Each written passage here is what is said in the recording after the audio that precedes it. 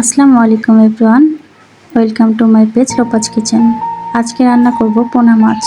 আর পোনা মাছ রান্না করার জন্য যা যা উপকরণ লাগবে, প্রথমেই কাঁচামরিচ পেঁয়াজ ভালো করে ধুয়ে কেটে নিব।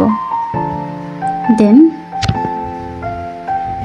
কড়াইতে কাঁচামরিচ পেঁয়াজ, পরিমাণ মতো লবণ,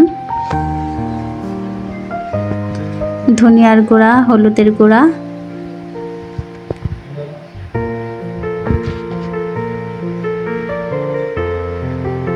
এখন ভালো করে মাখায় নিব। আর হাতে মাখানো যে কোনো খাবারই অনেক মজা লাগে।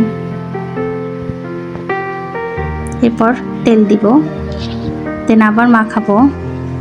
এরপর পোনা মাছগুলো দিব, এখন হালকা একটু মিশিয়ে নিব।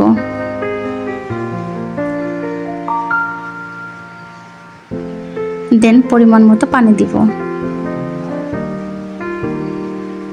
এখন চুলাতে উঠাই দিব। এই তো অলমোস্ট হয়ে গেছে আমাদের রান্না। এটা ফাইনাল লুক। আল্লাহ হাফেজ সবাইকে।